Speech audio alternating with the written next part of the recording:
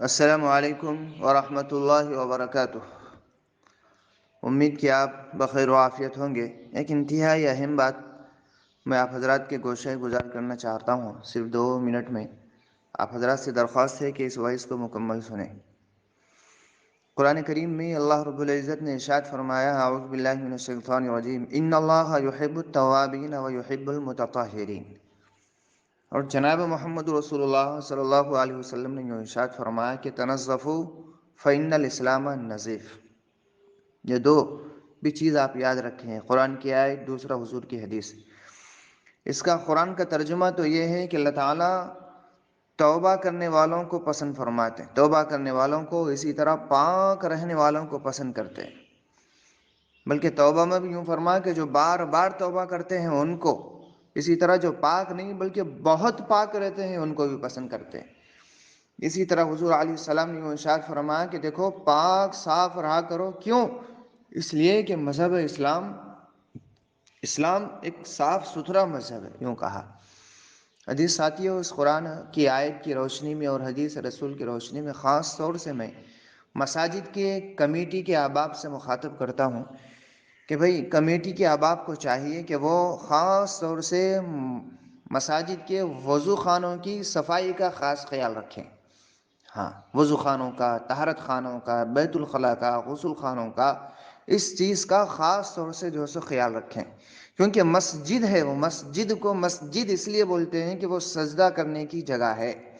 ہاں، اور اللہ تعالیٰ نے ارشاد فرمایا کہ وَاسْجُدْ وَاقْتَرِب، جتنا سجدہ کرو گے اتنا قریب ہوں گے، لہٰذا سجدے کرو اور قریب مجھ سے ہو جاؤ، اس طرح کہا۔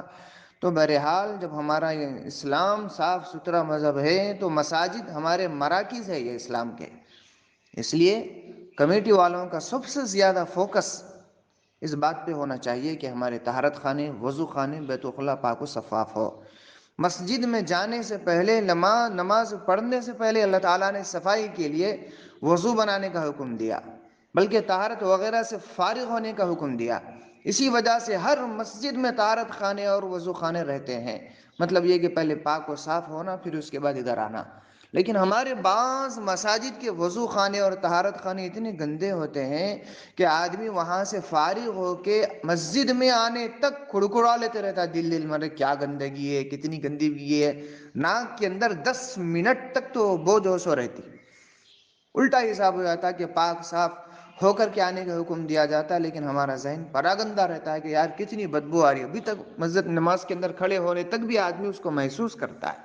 سمجھیے میری بات کو کہ میں کیا بولنا چاہ رہا ہوں۔ تو بہرحال مساجد کے ذمہ داروں کا سب سے زیادہ فوکس مسجد کی صفائی کے اوپر ہونا چاہیے۔ ہاں، اور اس بات کو ذہن میں رکھیں کبھی بھی آپ بولنے والے کو نہ دیکھیں۔ بولنے والے کو اگر آپ دیکھیں گے تو آپ کو فائدہ نہیں ہوگا، بلکہ کبھی بھی یہ دیکھیں کہ بولنے والا کس کی بات بول رہا ہے، کیا بول رہا ہے۔ آپ اس چیز کو دیکھیں گے تو آپ کو فائدہ ہوگا، اگر آپ بولنے والے کو دیکھیں گے تو بات کو نظر انداز کر دیں گے۔ اس لیے مجھے نہ دیکھیں کہ میں کون ہوں، بلکہ میں کیا بول رہا ہوں اور کس کی بات کر رہا ہوں، کس کی روشنی میں، قرآن و حدیث کی روشنی میں جو بات کر رہا ہوں، اس کی طرف آپ توجہ دیں گے تو انشاءاللہ یقیناً آپ عمل کرنے کی کوشش کریں گے۔ اگر آپ ذمہ دار ہیں، ذمہ دار تک میری وائس پہنچ رہی تو آپ خود اس کا خیال رکھیں۔ اگر ذمہ دار تک نہیں بلکہ دوسرے احباب تک میری وائس اگر پہنچ رہی ہے تو ان سے درخواست ہے کہ وہ مساجد کے ذمہ داروں تک پرسنل پر اس وائس کو پہنچائیں، گروپوں میں نہیں۔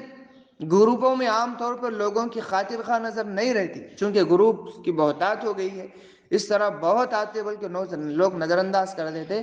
اس لیے پرسنل نمبرز کے اوپر اس کو فارورڈ کریے، انشاءاللہ ضرور فائدہ ہوگا۔